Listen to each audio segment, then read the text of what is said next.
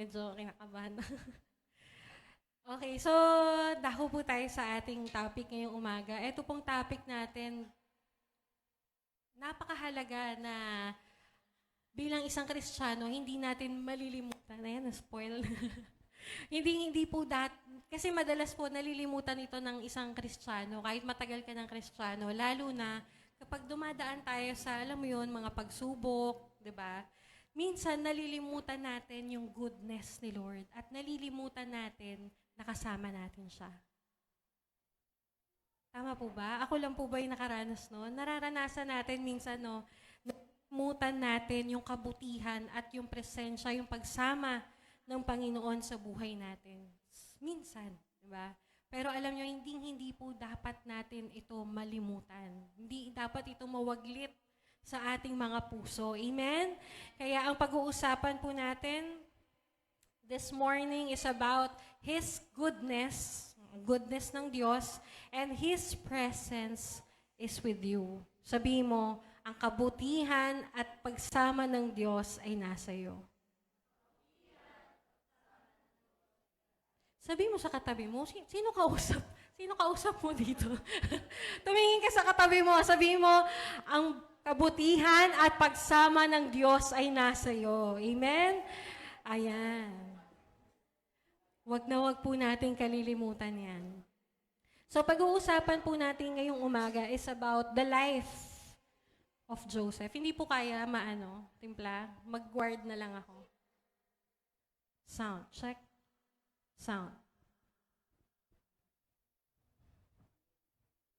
Ayan. So, ang pag-uusapan po natin ngayong umaga, sino dito mahilig makipag-usap tungkol sa buhay ng iba? Masama, yun na. Mahilig pag-usapan yung buhay ng iba. So, ngayon, pag-uusapan po natin is about the life of Joseph. So, Joseph the dreamer, Joseph sa Genesis, hindi po sa Matthew na parang pumayong tatay ni Jesus. Okay? So, the life of Joseph the dreamer. Ayan, siya po ay anak ni Jacob. So, sino po ba si Joseph? Hindi na po natin babasahin yung napakahabang talata sa Genesis chapter 37. Ikukwento ko na lang for the sake of time. So, si Joseph po, pang-11 siya na anak ni Jacob. Pero unang anak siya ni Jacob kay Rachel. And then, si Jacob po, kinaiinggitan at kinaiinisan ng kanyang mga kapatid. Bakit? Pwede po ba nating ipakita yung next picture? Ayan. So, ito po si Joseph, ito si Jacob. Very Sunday school yung ating picture, no? So, kung makikita nyo, si Joseph, sinusuotan siya ng robe na with many colors ng kanyang ama, si Jacob. Ayan naman yung kanyang mga kapatid. Diba? So, anong nakikita? Ano napapansin nyo? Yung mga kapatid niya, isang kulay lang yung damit, no? Ordinary lang, sa kanya special. So, merong galit at inggit sa kanya yung mga kapatid niya kasi paborito siya ng kanyang tatay, ng kanilang tatay. Maliwanag? Sino dito paborito ng parents niya? Paboritong bugbugin. Okay, si Joseph, paborito siya. Halatang-halata naman sa picture, no? Kaya nagkaroon ng inggit at galit sa kanya yung kanyang mga kapatid. Tapos nadagdagan palalo yung inis nila, yung gigil nila kay Joseph nung nag-share si Joseph ng panaginip niya. Yung panaginip ni Joseph galing kay Lord. Maliwanag na nasusundan po natin na naginip siya. Sabi po sa Genesis chapter 37, verse 7, wag na po nating buksan. Sabi, ito yung dream ni Joseph. Shinare niya dun sa brothers niya. Sabi niya, tayo ay nasa bukid at nagbibigkis ng trigo. Ayan, go hawak-hawak nila. Sabi ni Joseph, tumayo ang aking binigkis at yumukod sa paligid nito ang inyong mga bigkis, mga binigkis. Malinaw po? So yung trigo daw po ng mga kapatid ni Joseph, yumuko sa harap ng trigo ni Joseph. So naintindihan po yun ng mga kapatid niya, na-interpret po nila yun. Sabi nila, anong ibig mong sabihin? Kaming lahat, yuyuko sa'yo? Magiging leader ka sa aming lahat? Yon. So, lalong nagkaroon ng galit, na stir up lalo yung inis nila kay Joseph. To the point na, dumating sa point na nagplano silang patayin. Grabe, no? Yung inggit nila, yung galit nila, lumaki sa heart nila, dumating sa point na nagkakasundo-sundo na sila na patayin na lang nila si Joseph kasi paborito siya. Tapos, may sinishare pa siyang dream niya galing kay Lord na siya yung magiging leader sa kanila. Ayan. So, si Ruben, yung isa nilang kapatid, sabi niya, wag nating patayin. Kapatid natin yan. Wag natin siyang patayin. Okay? So, ang ginawa nila, instead of killing Joseph, inano na lang nila, tinapon nila sa hukay si Joseph. Buhay buhay yung kanilang kapatid, tinapon nila sa hukay. Ganun sila kagigil talaga kay Joseph. Tapos, tinanggal nila, yan, yung sinuot ni Jacob na robe. Tinanggal nila yon. So, talaga makikita mo yung inis, yung inggit nila sa kanilang kapatid. And then, dumaan po yung mga, ano nga ba yon?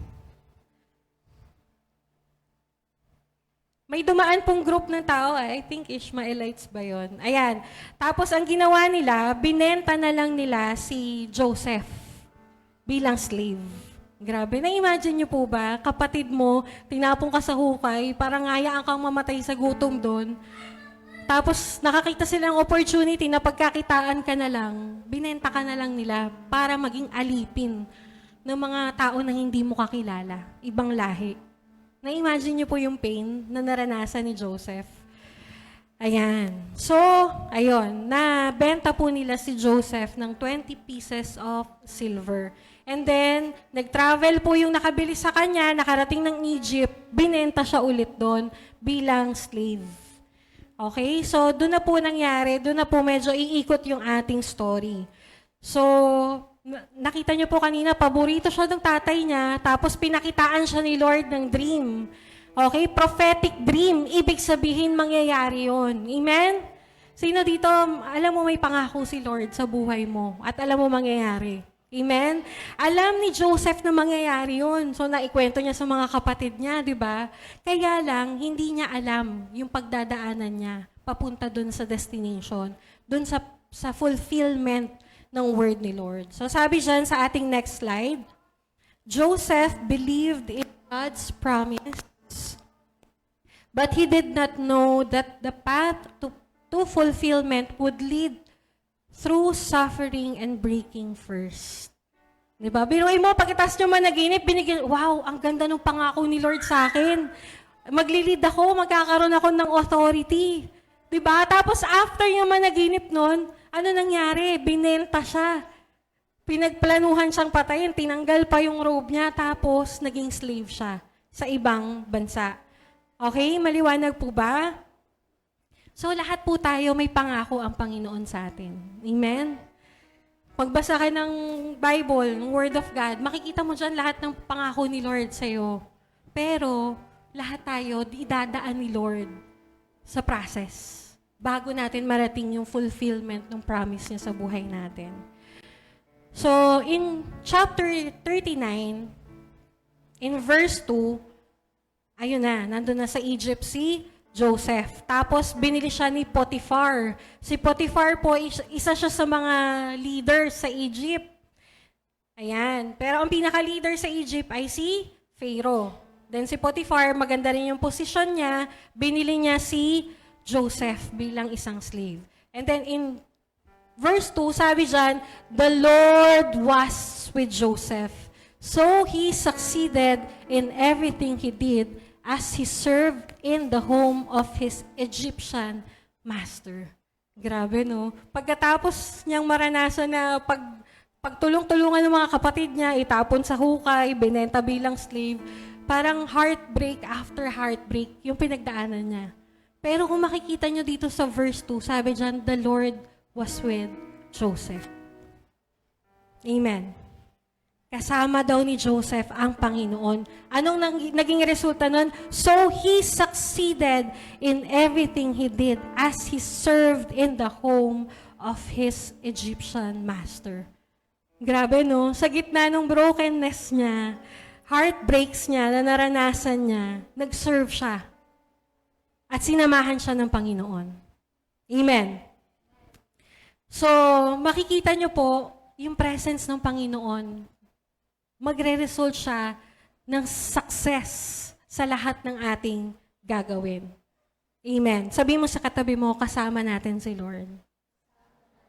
Sabi mo sa katabi mo, kasama mo si Lord. Sabi mo sa sarili mo, kasama ko si Lord. Okay. So, punta na po tayo sa verse 3. Chapter 39, verse 3 to 6. Potiphar noticed this and realized that the Lord was with Joseph. Napansin ni Potiphar yung nangyayaring success sa buhay ni Joseph, no? At na-realize niya na sinasamahan ng Diyos si Joseph, giving him success in everything he did.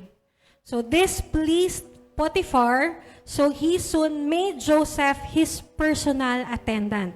He put him in charge of his entire household and everything he owned.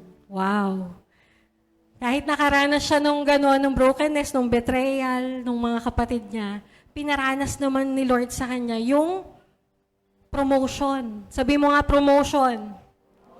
Ayan. So from the day Joseph was put in charge of his master's household and property, the Lord began to bless Potiphar's household for Joseph's sake. Wow! Ang ganda nun, di ba? Nakita nyo, binless daw ni Lord yung household ni Potiphar, yung amo, yung master ni Joseph, for Joseph's sake. Pagkasama mo, pag nasa iyo yung presensya ng Diyos, hindi lang yung buhay mo yung mababless, kundi yung nasa paligid mo. Amen? Amen? Nababless ba yung mga tao pag dumadating ka? Nababless ba sa iyo yung buhay ng mga kasama mo sa bahay? Wow! Nakakabless naman yung anak ko, naghugas ng pinggan, naglinis ng bahay kahit di ko inuutusan, nakakabless, di ba? So, ano yun may bunga kapag kasama mo yung presensya, kapag nasa iyo ang presensya ng Panginoon. Sabi dyan, the Lord began to bless Potiphar's household. Nag-prosper din yung household ni Potiphar dahil kay Joseph. Dahil sa pagsama ng Panginoon kay Joseph. And all his household affairs ran smoothly. And his crops and livestock flourished. So Potiphar gave Joseph complete administrative responsibility all over everything he owned. Grabe, no? Ang laki agad ng tiwala na binigay sa kanya. Bakit? Sa kabila ng brokenness niya, he was willing to serve. At kasama niya ang Panginoon. So sa next slide po, God's presence in your life bears evident fruit. Halata. Yung lagi sinasabi ni Pastor, di ba? Halatang halata. Kitang-kita, halatang halata. Pag nasa iyo. Tingnan mo nga yung katabi mo. Mukha bang ano yan? Mukha bang nasa kanya yung presence ni Lord? Tingnan mo nga.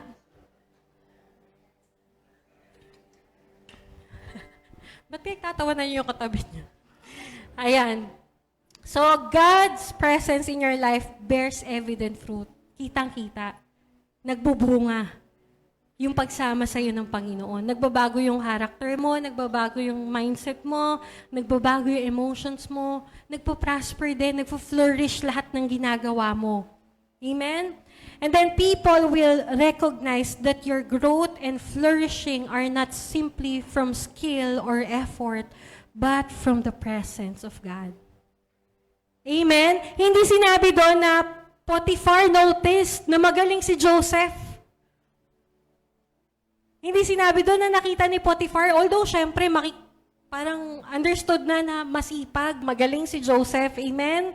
Kaya siya na-promote. Pero ang higit sa lahat na nakita ni Potiphar, yung nag-highlight sa kanya, kasama ni Lord. Kasama ni Joseph si Lord.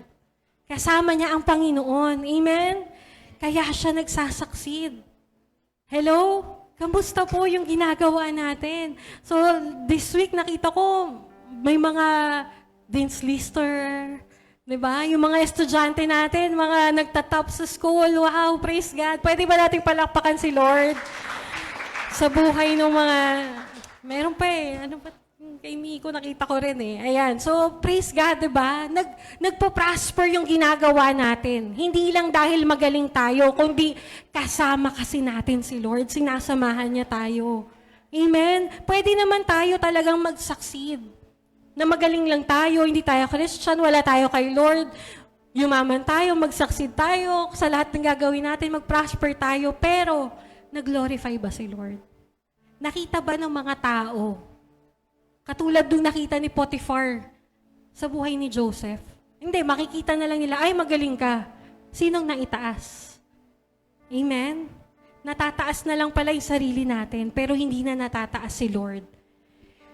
Pero, kapag kasama natin si Lord, ang unang-unang makikita nila, ay grabe, grabe yung Diyos nito.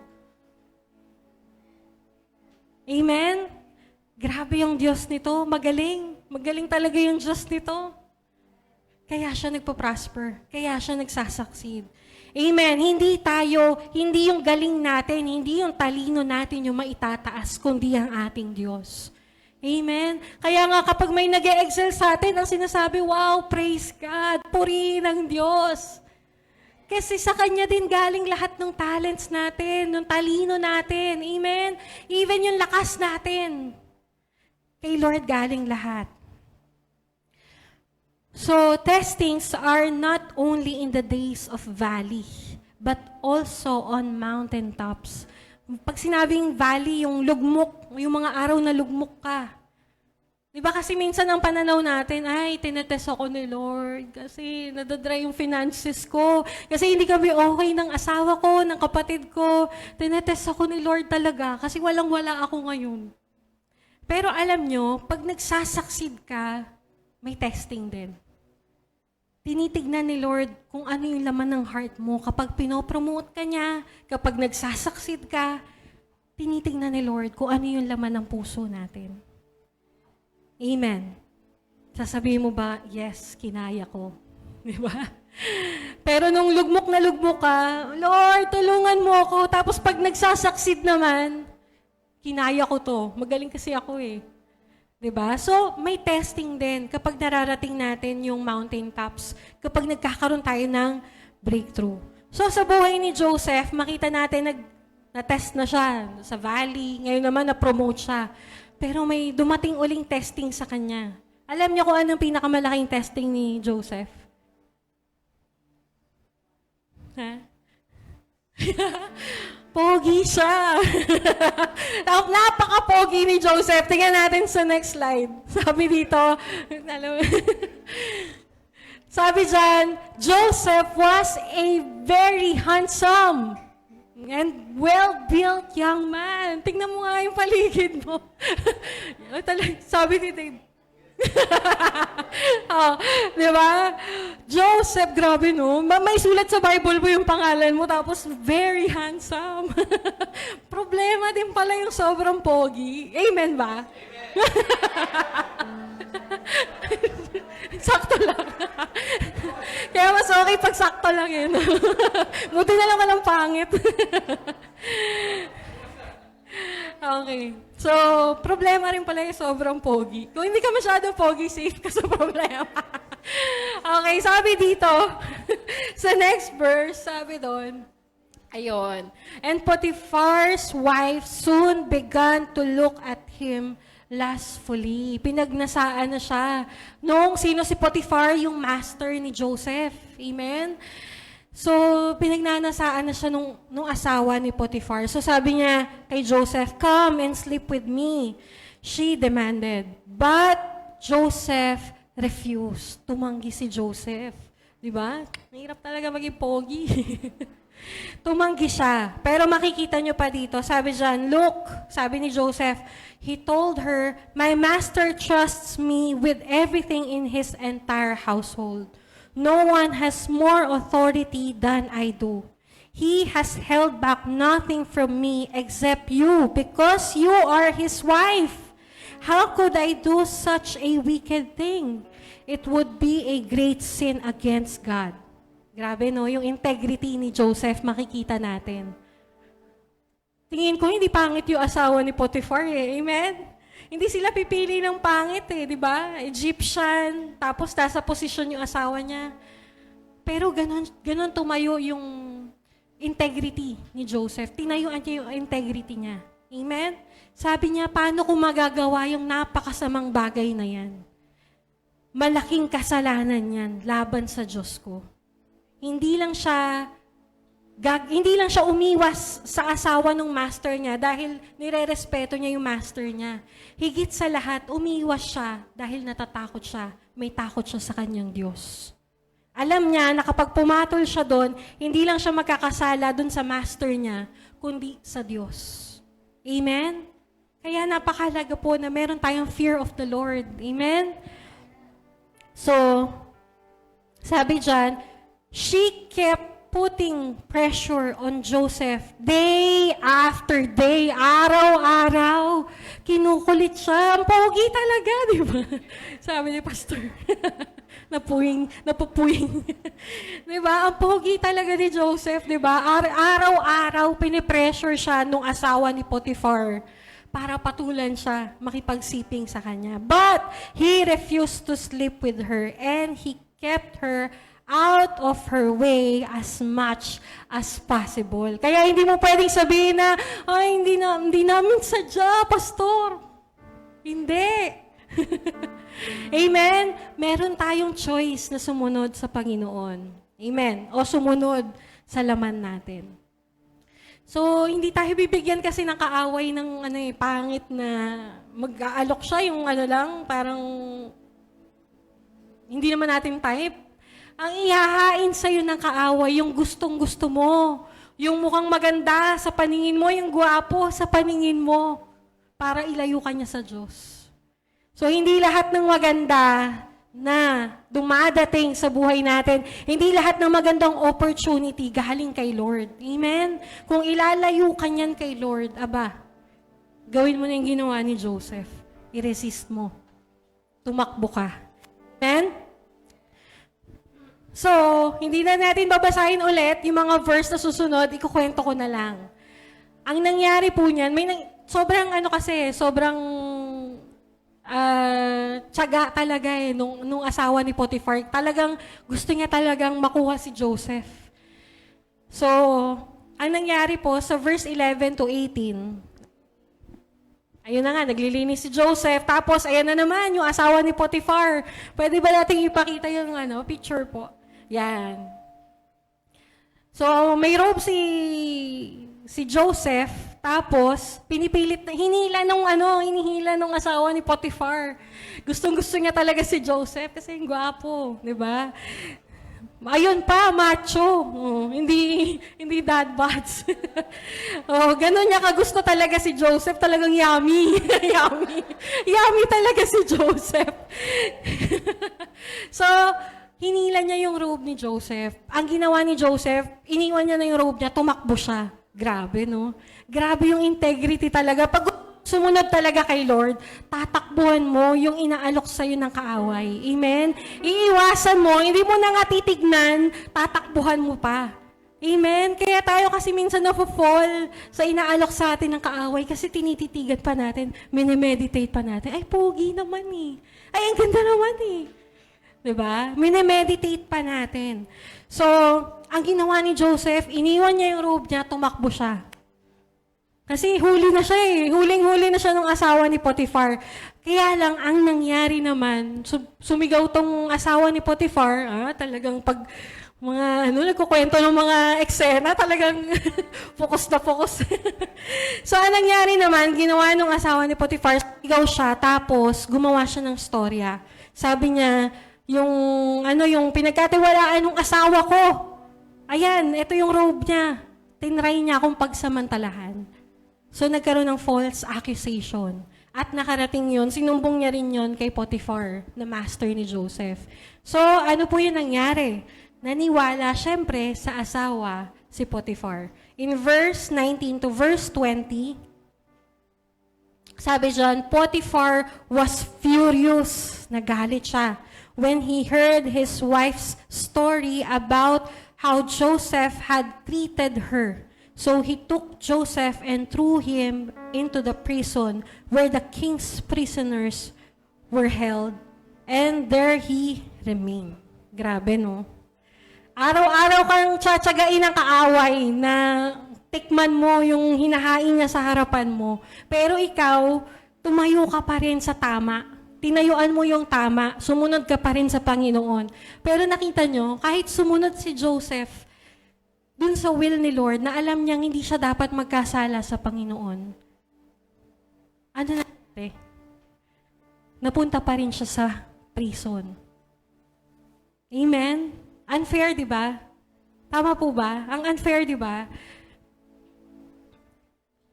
Hindi dahil sumusunod na tayo sa will ni Lord, parang ang ina-expect na lang natin sa buhay natin, easy road na lang, puro success, puro breakthrough, puro answered prayer. Pero alam nyo, kasama po sa testing, bago ka dalhin ni Lord doon sa pangako niya sa'yo, babaguhin niya muna yung character mo. Kasi, imagine mo ngayong araw nag-pray ka, Lord, I pray manalo ko ng 1 million bukas. O tas bukas sinagot ni Lord. Imagine mo lahat ng tao nagpe-pray ng ganun, nanalo ng 1 million. Instant mo nakukuha. Ano kayang mangyayari sa'yo? Ano mangyayari sa atin? Pag puro answered prayer lang, yung nakukuha natin kay Lord. Baka mapalayo tayo kay Lord. Amen?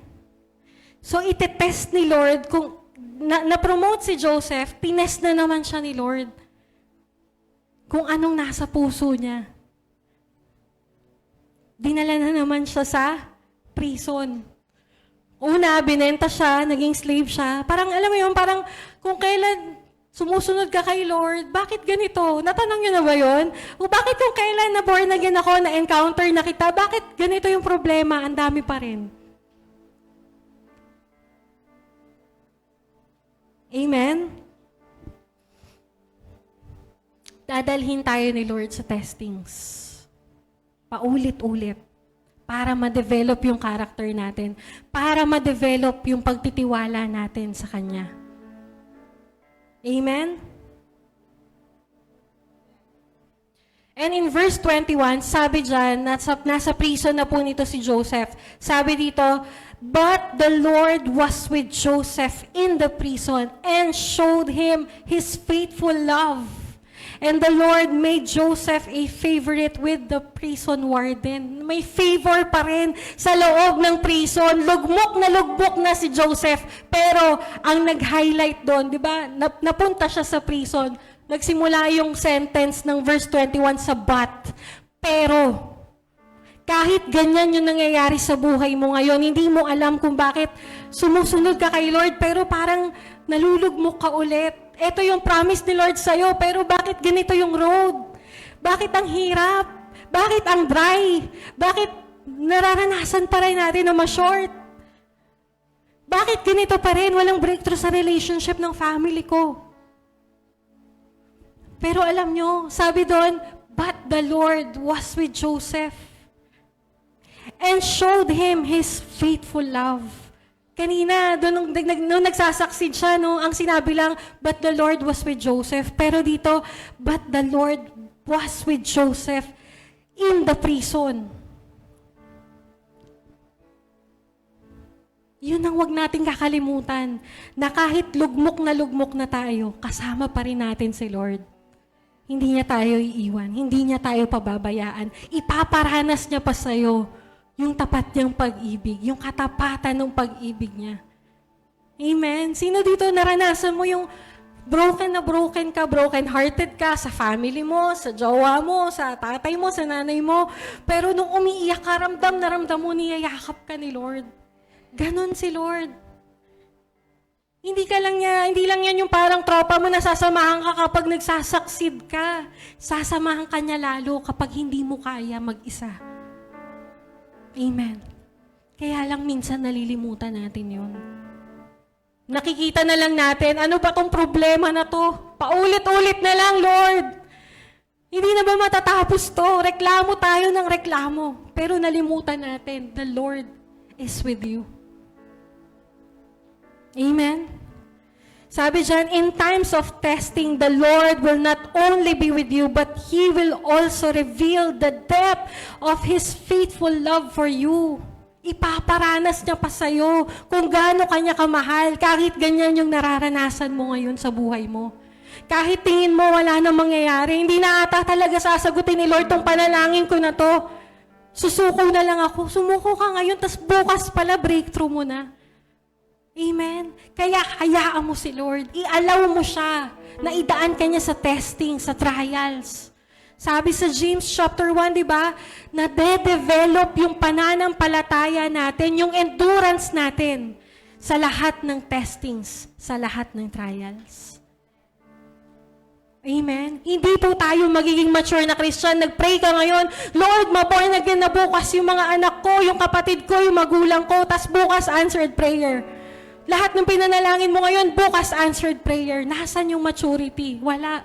Hindi tayo magmamature doon. Magiging spoiled tayo. Di ba, mga magulang? Pag may nire-request yung mga anak natin, hindi agad natin binibigay. Bakit? Dine-develop natin yung character niya para hindi siya ma-spoil. Hindi siya maging after doon sa mga gamit, sa pera, sa kayamanan. Amen? Ganon din tayo. Dine-develop tayo ni Lord kung bakit nakakaranas pa rin tayo ng testings. Kaya wag mong sasabihin na, Lord, iniwan mo na ba ako? Alalahanin mo yung salita niya. Hindi ka niya iiwan dahil siya ay mabuti. Amen.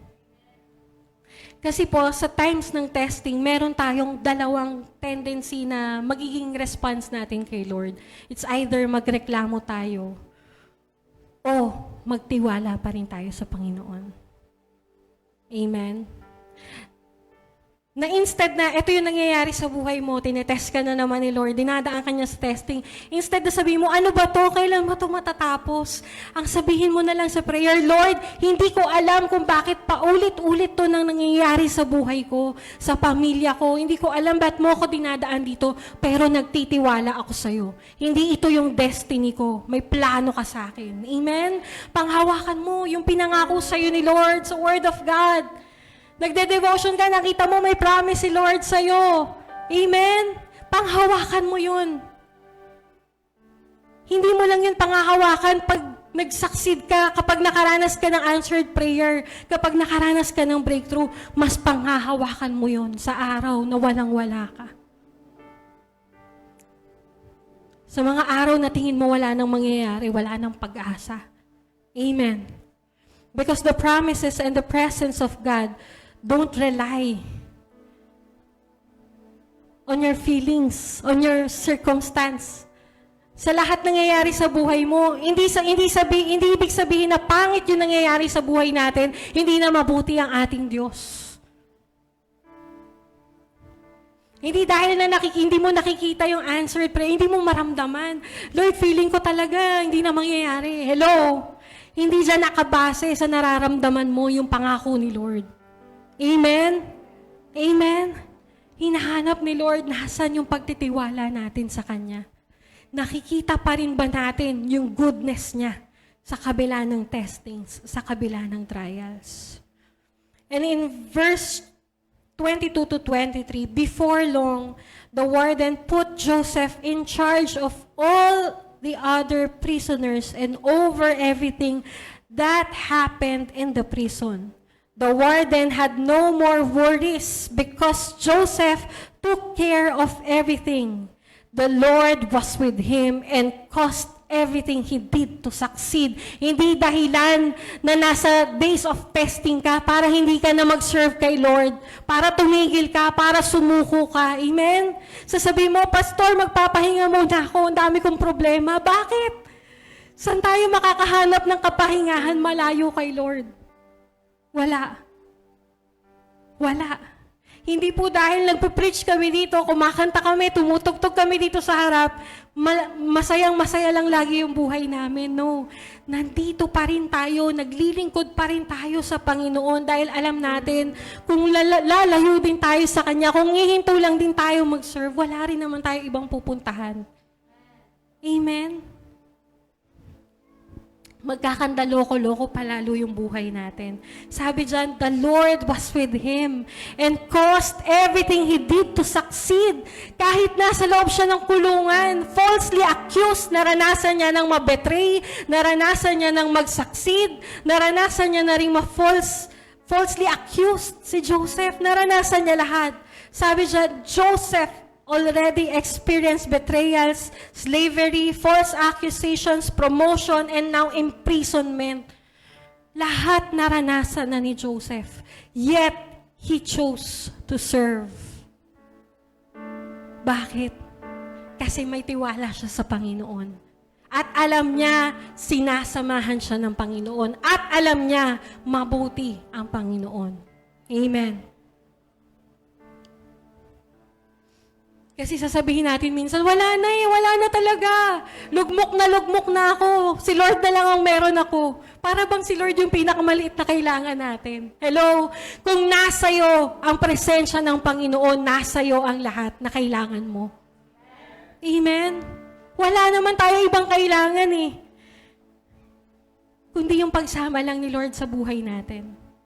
The enemy brings temptation to make you fall, but God allows testing to strengthen your call. Amen?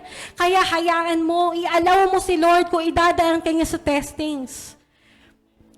Sa mata ng kaaway, sa mata ng demonyo, temptation yan. Na sumuko ka na, huwag ka na maniwala. Naniniwala ka pa rin dyan sa pangako ng Diyos mo, ito yung nangyayari sa'yo. Katulad kay Joseph, di ba? Naniniwala ka pa rin dun sa dream mo. Andyan ka nga ngayon sa kulungan eh. Maraming ibabatong kasinungalingan ng kaaway sa atin para sukuan natin, para hindi na natin mapaniwalaan yung pangako ng Diyos. Pero kapatid, kasinungalingan yun. Yun lang yung kayang gawin ng demonyo sa atin. Amen? Lokohin tayo, paniwalaan tayo sa kasinungalingan. Pero ang Diyos, ang salita ng Diyos ang mananatiling totoo sa buhay natin. Inaalaw ni Lord yan, sa paningin ng kaaway, temptation yan para sumuko ka. Pero sa mata ng Diyos, testing yan sa'yo at sa akin. Para mapatatag ka. Para tumibay ka. Sa pananampalataya mo at sa lakad mo sa Panginoon. Amen. Amen po ba? So, i-shortcut na po natin ulit yung story ni Joseph. After 2 years, nakalabas po siya doon sa kulungan. Dahil sa gift na ininterpret niya yung dream ni Pharaoh. Nagkaroon ng dream si Pharaoh, na-disturb siya doon sa dream na yon. And then, naalala nung isang nakakulong si Joseph na ininterpret din yung dream niya, dinala niya kay Pharaoh. So, ininterpret ni Joseph yung dream ni Pharaoh. Biruin mo, no? Pinapatawag ka doon sa kulungan para gamitin ka ulit. Minsan parang sasabihin mo, ayoko na. Ito naman kinulong nyo nga ako Tapos ngayon ipapatawag nyo ako dyan. Pero hindi nagreklamo si Joseph. Ininterpret niya yung dream ni Pharaoh. At nag-cause ulit yon sa buhay niya ng promotion. Grabe, no? Ano yung buhay ni Joseph? Parang roller coaster, taas-baba, taas-baba. Ganon din yung buhay natin. Amen? So, ang nangyari po kasi noon, magkakaroon ng famine, taggutom na 7 taon doon sa land ng Egypt at sa surrounding nations pa ng Egypt. Pero dahil doon sa dream, naihanda sila ni Lord. So, si Pharaoh, pinagkatiwalaan niya si Joseph na siya yung umintindi ng lahat ng preparation para sa taggutom na darating. So, to make the long story short, dumating yung famine, and then years, I think 5 years or 4 years na yung famine, yung Egypt, marami pa rin silang pagkain.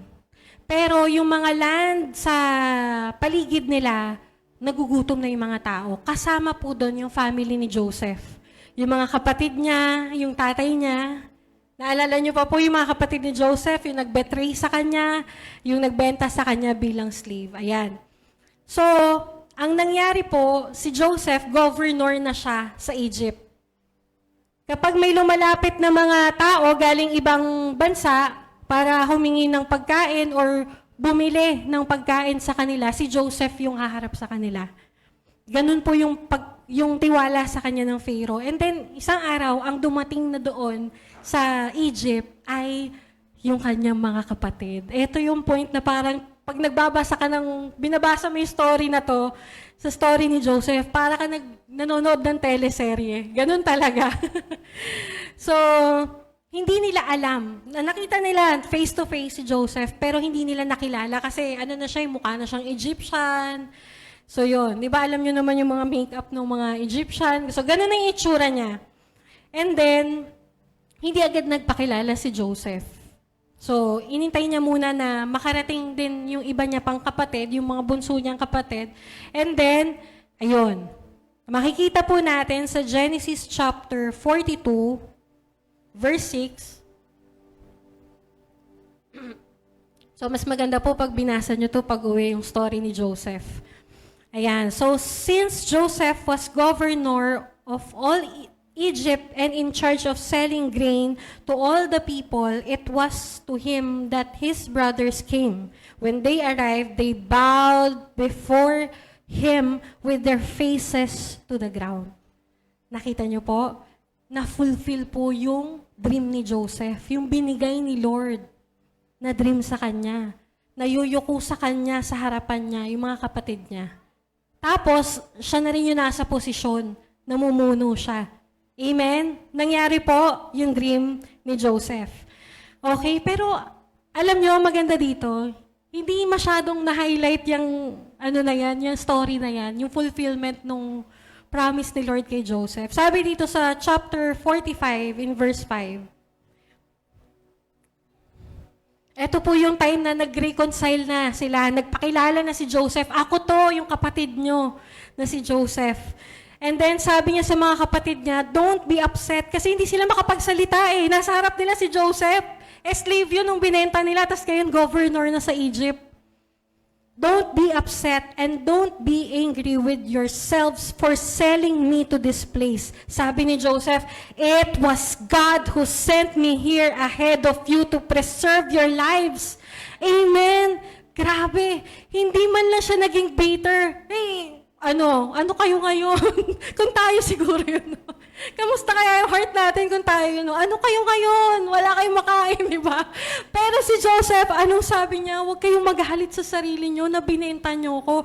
It was God who sent me here. Hindi niya nakita yung betrayal ng mga kapatid niya. Hindi yun yung na-highlight sa kanya. Ang na-highlight sa kanya ay yung plano ng Diyos. Na ang Diyos yung nagpadala sa kanya doon. Nakita niya yung magandang purpose ni Lord kung bakit niya pinagdaanan lahat yon. Amen? Napakaganda ng puso ni Joseph. Amen? Ang nakita niya lang ay goodness at yung purpose ni Lord sa ginawa sa kanya ng mga kapatid niya. Grabe. At kung makikita po natin, ito yung pinaka-famous na verse na phrase na galing kay Joseph sa Genesis chapter 50 in verse 20. At ito po ay isa sa mga life verse ko. Sabi dyan ni Joseph sa mga kapatid niya, you intended to harm me, but God intended it all for good. He brought me to this position so I could save the lives of many people. Grabe. Pinagplanuhan mo ko ng masama, pero plano ng Diyos doon ay kabutihan. Hindi siya naging bitter. Hindi siya nagtanim ng galit. Ang nakita niya lang yung purpose ni Lord. Mabuti kasi ang Diyos. Kaya kahit pangit yung plano mo sa akin, ang plano ng Diyos sa akin mabuti.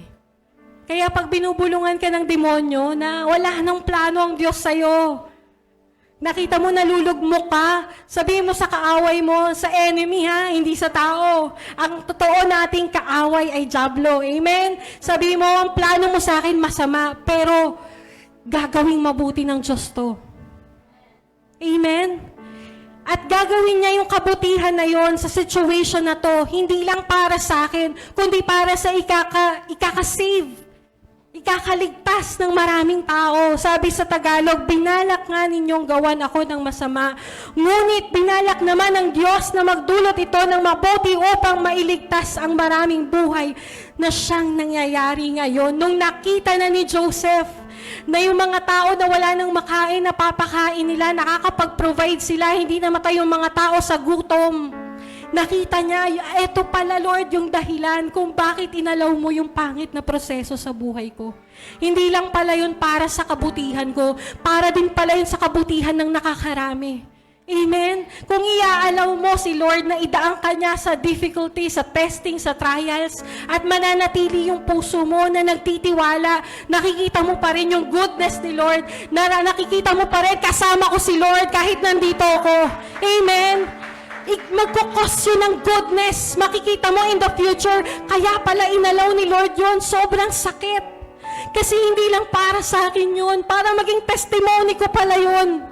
Sa family ko, sa mga kaibigan ko na walang Diyos. At dahil sa nangyari sa buhay mo, maniniwala sila, sasamba sila sa Diyos na sinasamba mo. Maliligtas sila. Ito pinag-uusapan natin, hindi lang literal na maliligtas sila, mabubuhay sila physically. Magkakaroon sila ng buhay na walang hanggan kung iaalaw mo si Lord. Amen? Kung mananatili ka nakatingin sa Kanya na kahit ang pangit-pangit na nangyayari sa buhay mo, Lord, ang pangit, oo, totoo, ang pangit talaga na nangyayari sa buhay ko, pero ikaw mabuti ka. Ikaw tapat ka at maganda dahil hindi mo ko iniiwan. Yun yung pinakamaganda sa nangyayari sa buhay ko, kahit pangit to. Napakaganda pa rin kasi kasama kita. At excited ako, Lord, kung paano mo to gagawing maganda pagdating ng panahon. Amen? The story of Joseph began with a dream from God that one day his brothers would bow before him and that he would be placed in a position of authority over his family. However, as his journey unfolded, that promise was not the highlight of his story. Next slide. What was most evident throughout the life of Joseph was the goodness and presence of God with him in every season. Amen? Kasama niya si Lord. Mabuti yung plano ng Panginoon sa kanya. Amen? Kung makikita niyo kahit nasa prison siya, kasama siya ni Lord. Kasama niya si Lord. Amen? At alam niyo po, ang ministry na ito, doon din po nanggaling. Hindi rin po naging maganda hindi siya yung parang extravagant, yung pagsisimula ng ministry. Alam niyo po ba, galing kami sa matinding heartache, broken-hearted po kami na nagsimula ng ministry na ito. Amen? Hindi rin to nagsimula na naka-receive kami ng vision kay Lord na, dadaling ko kayo sa gagawin ko kayong mega church, magsimula kayo ng church, tapos gagawin ko kayong malaking church, pakikilala yung ministry. Hindi po ganon. Wala kaming na-receive na ganong word sa Panginoon. Kung bakit nagsimula ang ministry na ito, isang phrase lang po ang pinangahawakan namin mula nung nagsimula kami, nung umuo kami sa Panginoon. At hanggang ngayon, almost 5 years tumatakbo yung ministry. May ups and downs. Hindi po laging naka-up yung ministry. Hindi laging masasaya yung nangyayari sa ministry. Maraming beses binrik din kami ng Panginoon. Pero alam nyo, bago kami magsimula ng ministry, at hanggang ngayong araw na to, iisa lang po yung pinangahawakan namin. Ang sabi ng Panginoon, nung magsa-start na itong ministry na ito, sabi niya, I will be with you wherever you go. Yun lang po yung pinangahawakan namin, yung presence ng Panginoon, yung pagsama ng Panginoon. Dahil kung hindi po natin kasama ang Panginoon, walang saysay lahat ng ginagawa namin dito, lahat ng preachings, lahat ng awit, wala pong saysay kung wala yung presensya, yung pagsama ng Panginoon sa atin. Walang transformation na mangyayari kung wala yung pagsama ng Panginoon sa buhay nating lahat. Kaya nga po sinabi ni Moses, di ba? If your presence does not go with us, do not bring us up from here. Huwag mo na lang huwag mo na lang kami dalhin doon sa pangako mo. Di bali nang hindi ma-fulfill yung promise mo. Forget the promise. I want your presence, sabi ni Moses. Amen? Amen. Hindi yun tungkol sa breakthrough natin. Hindi yun tungkol sa magiging testimony lang natin pagdating ng araw. It's about His goodness and His presence na kasama natin hanggang ngayon. At ang pangako ni Jesus, hindi ko kayo iiwan hanggang sa dulo ng hanggang sa magunaw ang mundo. Amen.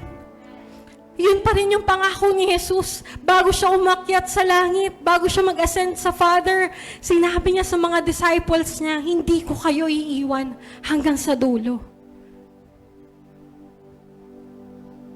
Amen.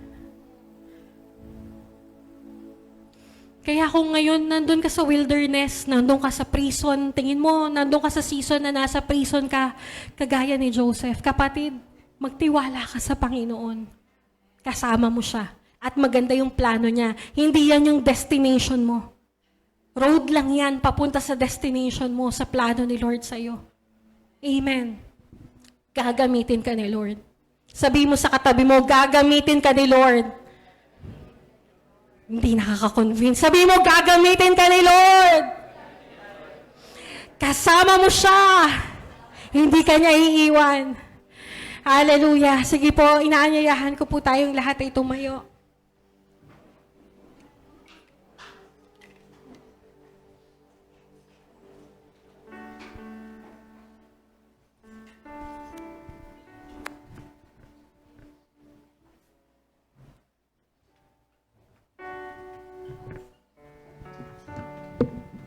Sabi po sa awit na to, hindi niya tayo iiwan till the end of time.